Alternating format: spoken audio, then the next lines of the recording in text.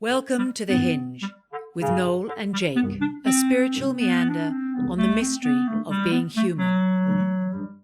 So, welcome. Jake, good to be with you. Welcome, listeners.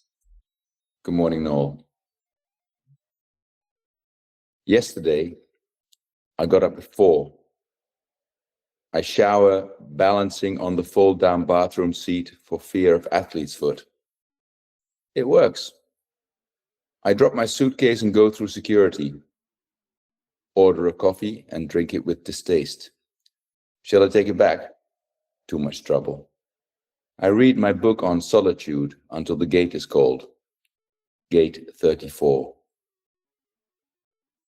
I walk down the stairs, overtaking people on the escalator alongside. One of them is an older man in a blue checkered woolen suit. His white hair flowing, long and wavy. I think to myself, I'd like to sit next to someone like him on a flight. I walk past fashion, book, sports and toy stores. There's an empty free newspaper stand. A young couple rifle through a backpack. In the middle of the corridor, a tall woman nearly trips on an empty plastic bottle. It's 6 a.m. There's a gate for a flight to Stockholm, number 32, and to Naples, 34. Our gate is open already. Business travelers and parents with children first. Some of the carry-on luggage is oversized and there is panicked arguing with staff. It happens every day. I board and walk through the long tube to our aircraft. Seat 7D. I sit down and greet the man sitting by the window. 7F. He has 2 extremely faded and identical Om symbols tattooed on both hands in the spaces between his thumbs and index fingers, and has flowing white hair that reaches to the back of his blue checkered suit. The airplane is nearly fully boarded. The middle seats in both rows are empty. The man next to me starts watching video shorts on his phone at full volume. The messaging is cynical, mostly populist and anti-immigration detritus. I give it a couple of minutes, then muster a kind smile and ask him to mute his phone. No problem. Why I speak to him in Italian is not clear to me, as there isn't any indication as to his nationality. Perhaps it's simply because he dresses well. I'm a little sad that the algorithm is giving away his political standpoints. Let's try and keep an open mind. After takeoff, he puts his phone in his bag and looks ahead of him.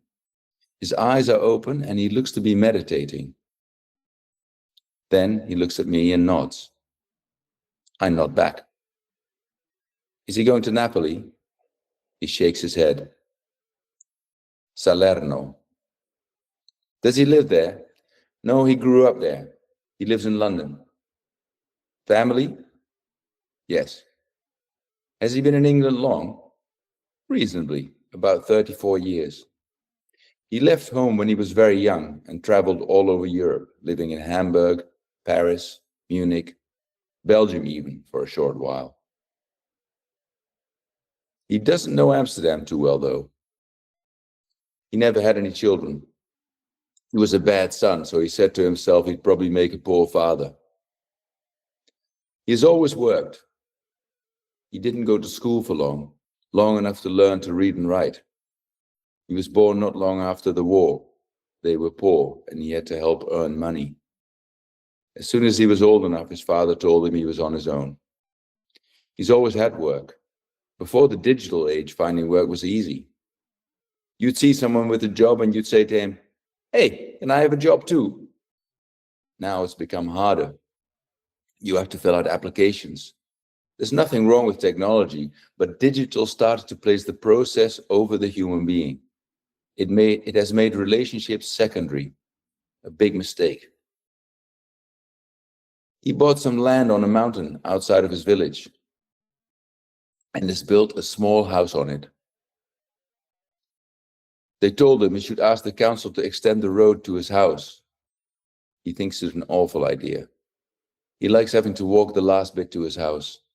His family are worried that an ambulance can't get to his place. He reckons that if he can no longer walk down to where the road stops, he doesn't want to be saved.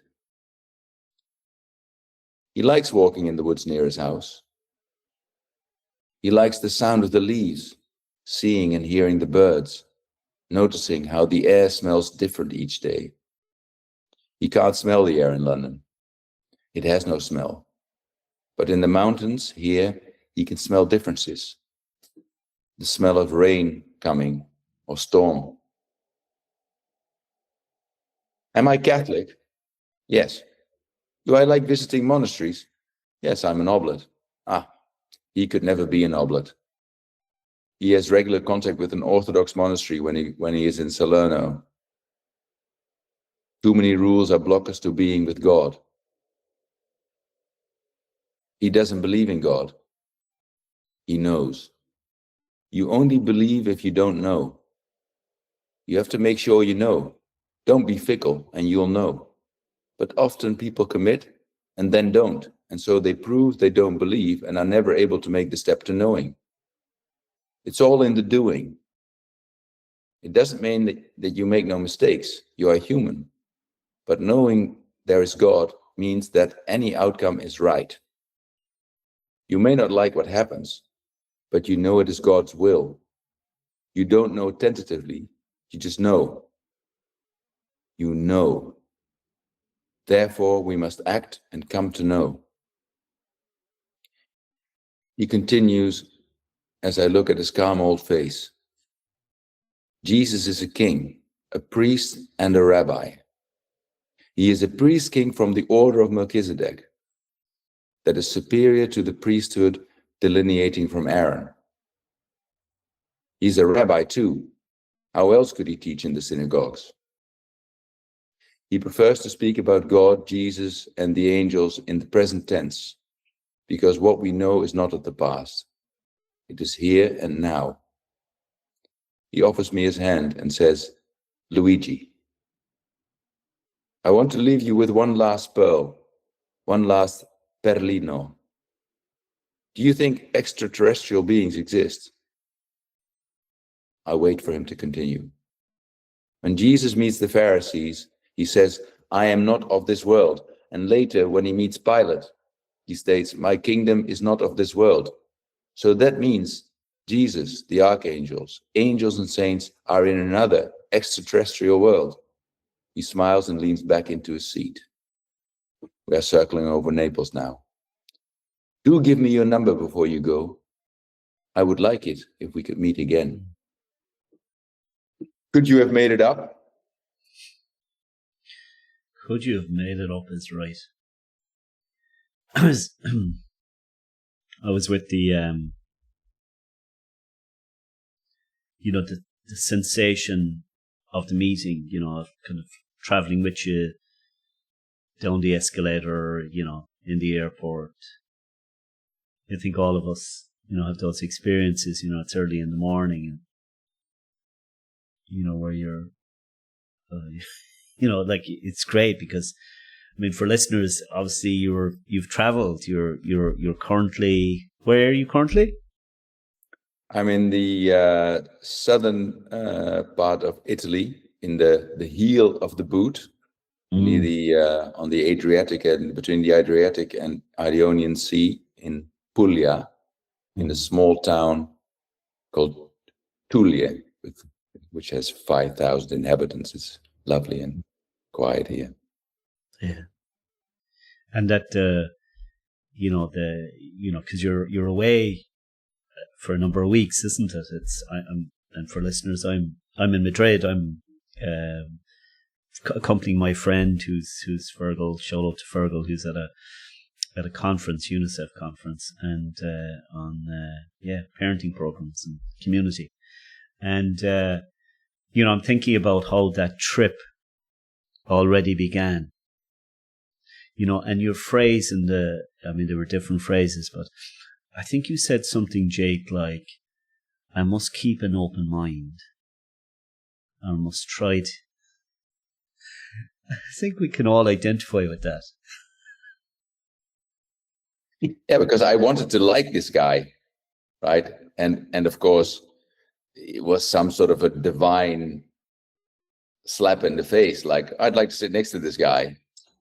Kind of maybe perhaps already knowing he was going to be sitting next to me. How strange a thought is that to have? Mm. And then I sit down and there's this guy in this beautiful blue checkered suit with his waving hair, his calm face, like a strange apparition, like a little bit otherworldly. And you're so comfortable and pleased. And then this starts blaring out like, I'm getting the fuck out of the UK. Call me when Labour is left. I'm like, and then other anti-immigration statements that I can't repeat here, but at full volume. And I'm like, what is going on here? Right. Obviously, nobody else bats an eyelid because everybody else is on their phone with full volume as well. At some point, will be on at some point during the flight. So, but I was a little bit shocked, and I didn't want to go to disappointment or rejection. So like, keep an open mind, because we don't know why this is coming out of this guy's phone. It's got nothing to do with me. Yeah, and so I really appreciate what you're saying about keep an open mind, keep an open heart. I remember one time, I probably have shared with you previously, I remember one time working with a psychiatrist who, a friend of mine, a precious friend of mine, was working with a young man, young teenager who subsequently turned out was in a lot of difficulty internally. He was carrying a lot of stuff. And the psychiatrist said to my friend, I've met 1,000 boys like him. So I'm kind of thinking how he wasn't open to that encounter. And as it turns out, he hadn't met 1,000 boys like him. Because even though, we are one, as one poet says, we are one amongst the many. We are one thing amongst the many. We are unique. I'm thinking about that, your willingness to stay with, okay, right? Okay, can I set aside, can I just really be here? Simply allow myself to show up. Mm. And what an encounter. Like one of the things that really struck me. So his neighbors are saying, so like he's got this place, and then they're saying, oh, you know what you should do? You should build a road. And he's like, get the council to build a road. Like, if I can't, I don't want to be saved. Like I was thinking about that idea. It's like we're all into doing, and I can make this experience even better for you. It's like there is no better. Yeah, and I should imagine. I mean, obviously the exchange between us was longer than what I've described, but it was clear that he bought the land because it was away from the road, and then they say you have the road extended. It's like, no, right? But also, why would somebody be listening to those shorts? There can be all sorts of reasons. I'm upset by what's on the short, but why am I assuming that he's listening to it because he approves? Maybe he's doing some research on populism. We don't know. I mean, he is an immigrant himself, after all. He's an Italian living in London who's lived all over the world, who has a mindset of knowing what it is to be a stranger in a strange land. So, just because I'm upset, I shouldn't attach that to the individual in any way, right? And he was after we left the plane, we did exchange telephone numbers, and then he went to get a SIM card, and I for his Italian mobile phone. I said maybe I'll see you after the gate because I was waiting for my luggage. He didn't have any because obviously he has a house where all his stuff is. Then I called him and I met him a little bit down the road after some toing and froing. I found him. And then he said, "Where are you going?" "I'm going to the bus station. I'm looking for a taxi." And he said, "That's a waste of money. Look, there's a bus 50 meters. It's going in 10 minutes. It's going to the bus station. I'll stick you on it." So he pushed me on the bus and waved me goodbye. I mean, just that, Jake, like, because we had spoken a little bit and we had shared listeners, you know this, that, you know, Jake and I, as we meet a number of times, like, here's another piece. You know, it's like, if it wasn't rich enough already, you know, maybe some of us as we listen, we say, "Oh, well, you know, it's just," yeah, it just is. In that willingness to stay open. And I was thinking as I was listening to, there's a neighbor, where I, in the town that I live, well, and the neighbor, somebody that I know to see. And even though I wear, like, I have a tattoo, he has quite a number of tattoos, and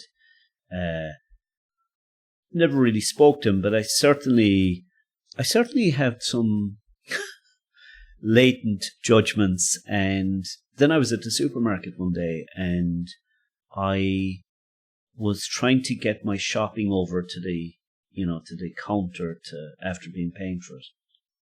He says, "Let me give you a hand." Like, I was so surprised by his kindness. Like, I had this whole other idea created in my mind. And, you know, so now all the time, that's marked. We don't really, you know, but every time we see each other, there's this warmth, this clear warmth that's now emerging between us the last couple of years. It's like waving and hello. Nice, isn't it? Reminds me of a time when I had this experience on the other side. You know, I went to university, and in an act of coming of age, I shaved off all my hair because I was fed up with having a boring haircut. So I shaved it all off. I was already wearing a bomber jacket. And intrinsically, of course, one doesn't change when one shaves off one's hair, but one does look a little bit different. And because of the configuration of my face, when I shave off my hair, I look like a criminal. So, I look like a jailbird. It's not pretty. And I had a job at a petrol station in downtown in Nijmegen, the university town where I studied. And it was a simple job, but we had to serve everyone. We couldn't stay behind the counter like nowadays. They said this service is that you come out, you greet, and you put petrol in. Some people may say, "I prefer to do it myself," but you come out and that's what you need to do. We didn't always do that because, there was nobody there checking on us, and it was an easy job. We'd sit there for 12 hours. You should do some reading work because it was not a busy petrol station. But sometimes, there were certain customers you needed to do it. And one day there was a Turkish family. I think they were Turkish. And they drove up in a Golf with 3 ladies in the back seat and 2 big guys in front, overloaded car. And I'm like, I felt that, then you didn't stay seated, because these people are treated pretty poorly everywhere and were also in the 90s. So I ran out and I was definitely going to serve them. And you could see the look on their faces like, there's a criminal running towards our car. What's he going to do? He's a skinhead. And then I said, "Good afternoon. May I serve you?" And you saw the sigh of relief that what I was doing was not what they had expected. And there was a little bit like apprehension, right? Mm. And I don't blame them, but it happens to all of us in some moments. So we feel judged and we judge. Like how quickly we're making up our minds. Like how we do that about ourselves. Like, and I'm thinking about Encounter, Jay, about how sometimes, I wonder, for listeners, encounters we've had that have turned out like yours to be so generous and surprising. And even in ourselves, that sometimes, never allowing enough space for us to have a deeply genuine encounter with ourselves. Because I live inside this idea of who I am and this fixed, as opposed to the mystery. And I'm thinking about the mystery of your journey. Just lovely. Just simply staying open. Whereas when many of us travel, and I think I was saying to you earlier, like when I travel, what I meet inside myself when I travel is an anxiety that's familiar to me, that I've really learned to be with, and more and more. But when it comes, if the encounter I have with that part of me that's anxious, because of course when we're anxious, the filter and the lens at which I look through the world, which is an approximation of fear, like those individuals in the golf car from Turkey, that I don't see things as they are. I see them as I am. Yeah. What a rich encounter. Yeah, it was a journey full of gifts. I mean, I took an unusual journey to get here, because normally you fly from Gatwick to Milan, change, and then go to Brindisi. But I went via Naples, so that was was a funny way to get there, and it was a providential choice, clearly. Yeah. Gentlemen, what about a short break?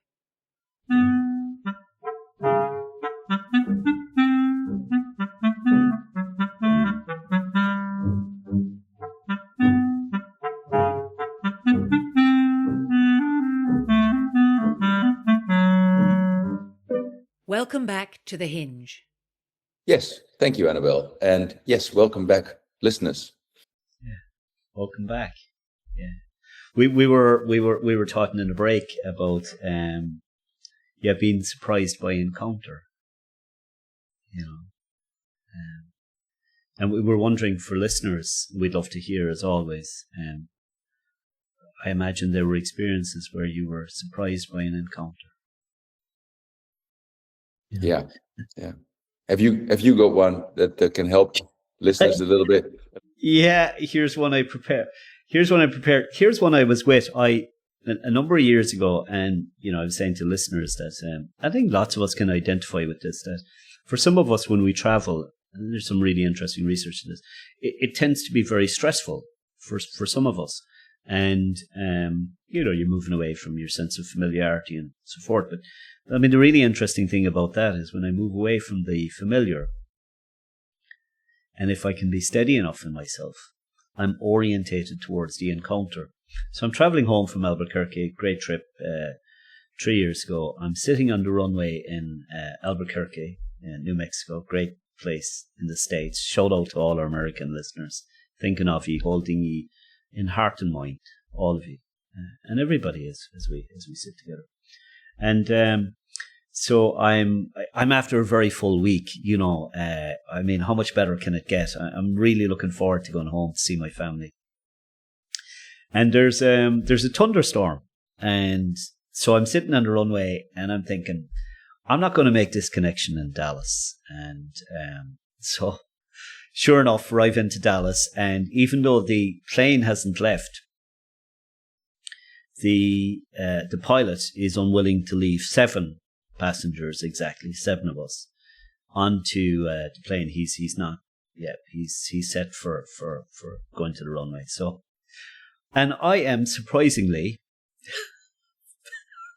very relaxed, open. It reminded me of like what you were saying to me, Jake, about sitting with this man. So I kind of wander up to American Airlines, and I'm talking to this lady. I have her name.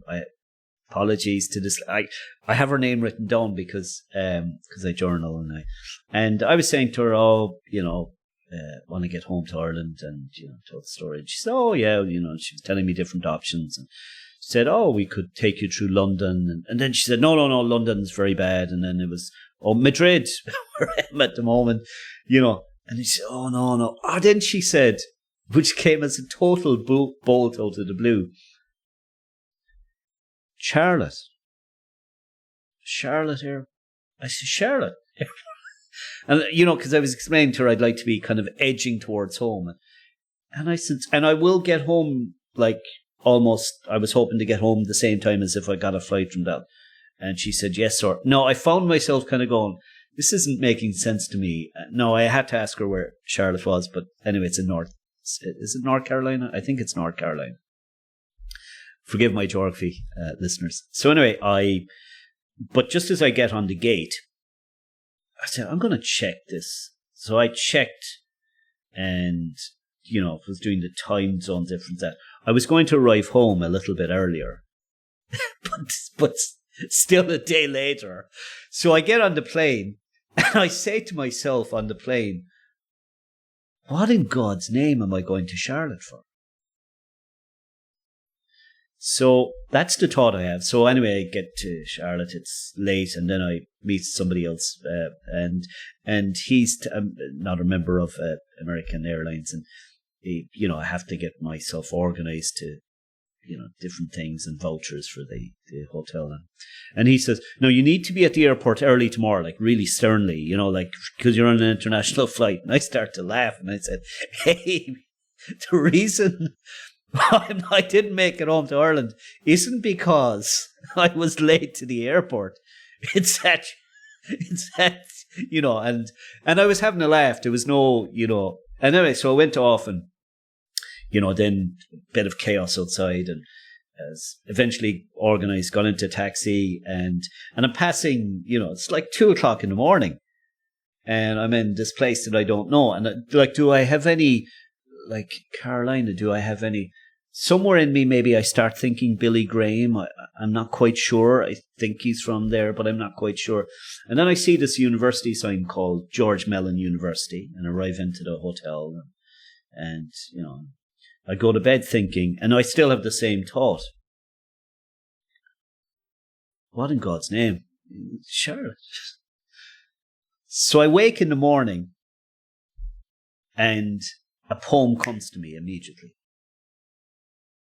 And it's, I can't recall all of that poem now, but some of the lines in it was, "I was so certain of the sun I had not noticed the sister moon. Suffocating the sacred with my smugness, playing the game of all the ages." Yes, that was it. Part of the lines were, "Suffocating the sacred with my smugness, playing the game of all the ages. I was so certain of the sun I had not noticed the sister moon. Perhaps now worldly of my deathless death, my crucifixion, sincerely I tell you I met Christ in Charlotte." So I have this poem. I don't even really know where it comes from. I'm sure listeners have this. I mean, you've had this experience, Jake. I don't know why I'm writing this. I don't know who's telling me to write this. I had been writing poetry at that stage. So I said, well, what will I do? And I'll go to the airport. I said, I'm not going to, I don't really have the time to hang around, and I have my breakfast, and I get this cab ride in. The man's name is Habtib. He's from Eritrea. He's an immigrant. He arrived on the beach in Malta, he told me. Beautiful black man, beautiful energy. I think he said a number of years previously, and came for a better life. And his name means wealth of God. And just had this lovely, lovely encounter on the cab ride on the way into the airport. Actually, everybody I met that morning was black. Now, I say this as a white Western male. I've taught students of different nationalities I've worked with, but it was just so rich. I was getting exposed and to be with people that I wouldn't ordinarily meet. And everybody was so kind. And like I say, I went into the airport and I heard, I'm not a frequent mass goer. I go occasionally. Went Christmas Day, really enjoyed it. And I heard on the intercom, one of the things I noticed as I went into the airport was that there were rocking chairs everywhere. It's like, rocking chairs in an airport. So anyway, I hear on the sound system or the intercom, Baptist service upstairs in the, they had a particular name for it. I can't think of it. They didn't call it a church because of different service. Interfaith. Yeah, Interfaith Chapel, something like that. So I wander upstairs and so I go into the room. I'm the only white guy in the room. There's two other white people and they leave. And the woman who comes in is, her name escapes me in this moment. And she's a pastor from George Mellon University. So I remember that name. So anyway, I have a beautiful encounter with her. So, are you into poetry? So anyway, shared a poem. And just have this simple encounter of nothing and everything. So then there's other encounters. I mean, I'm so conscious of, but it was like it just kept opening up and opening up. And I went out, the last bit, I went out and I'm ringing my family at home to say, look, I am on the way. They already knew that I was delayed. And said, because I was meeting them in Dublin the following morning. And there's a grand piano. There's a man playing a grand piano in the concourse below. Now, so I was talking to them on the phone. So what's that beautiful music in the background? I said, there's a man playing grand piano as I was sitting on the rocking chair in Charlotte Airport. So anyway, I got off the call and then another poem came to me. So I wandered down to this man. He's a black man with a very... some men can really wear moustaches, I think. This man could wear a moustache.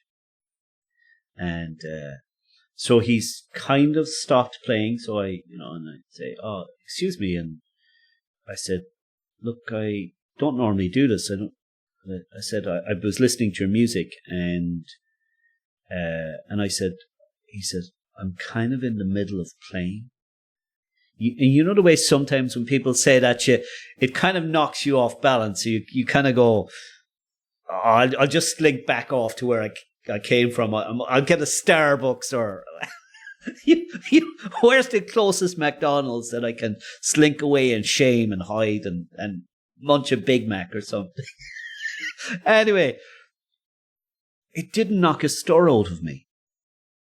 And I said, look, we don't know one another. I said, I don't come up to people and as a rule of thumb and tell them I've written a poem on the strength of them playing music. But I said, I appreciate you playing, and if you'd like to hear it.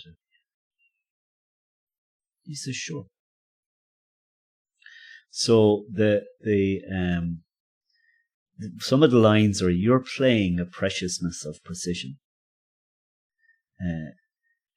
You liberate the notes that come from within. Blessing and praising the maker of us all, and the all too often time-bound traveller. Muile buíochas, which is a million thanks in Irish.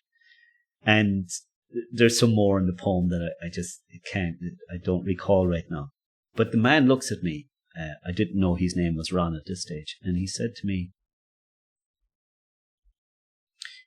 I don't want to be stereotypical. But he says, could I play you something? Surely. So he starts playing Danny Boy. There's just this exchange, Jake. It's listeners. I think when you have these moments, you're like, so you can be like, oh, I've been interrupted. My way of going has been interrupted. And, and yet this encounter. And I said to him, anyway, he played, and I thanked him, and I said, "Would you like me to send you the poem?" I said, "You won't be able to read my handwriting, and I'm happy." And he says, "Yeah." He says, so he takes my journal, and he says to me, he kind of wags his finger at me, and he says, "Now make sure you put the dot after Ron, otherwise it won't get to me." So anyway, so we've gone from kind of like, I'm kind of in the middle of playing to, so then he said to me, I said to him, I never take selfies. I don't have what I tell myself is I don't know how I know how they work, but they never turn out. I kind of get a quarter of my face and, so when I say to him, "I have one last request," I said, "Can I take could we take a selfie?" And he looks at me and he says, "Well, we've come this far, brother." It just so touched me. So I got home to Ireland, typed up the poem, sent it to Ron. His email back was just a thing of beauty. And essentially, one of the things he was saying, he was a jazz musician, and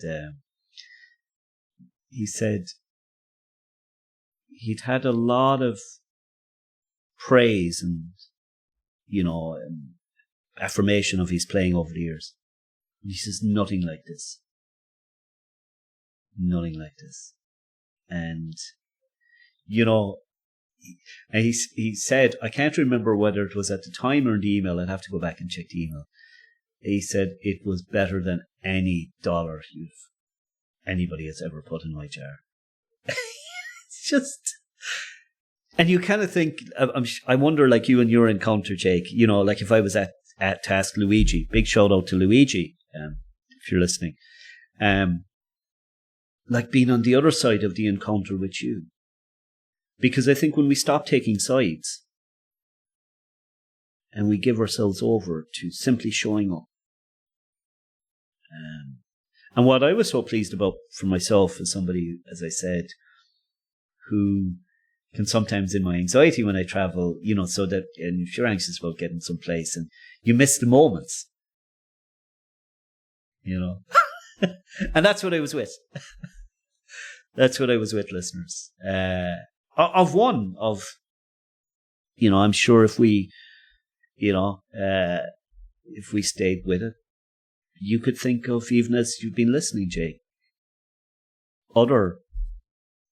I was moved by your counter movement of letting go of all your inhibitions, of a sort of an inner knowing of what to do, no longer guided by your ego, no longer guided by you. That this poem has surfaced because of the context that you're in, which of course all the time in the background I'm hearing it's becoming clearer and clearer why you had to go to Charlotte. Your question is being answered because this is basically the theme of the story, like the receiving an answer to a question, because we don't know whether something happens is good or bad, or even what it is. Yes. But at the end of the story, it's completely clear why you had to go to Charlotte. Yeah. For you and for Ron, and now for all of us to witness your story of some beautiful exchange that is basically the glue of society. Yeah. In all the polarization and differences, we find that we all want the same. Yeah. Whether we are from Africa or from Europe, Timbuktu or El Salvador, San Salvador is the capital, I believe.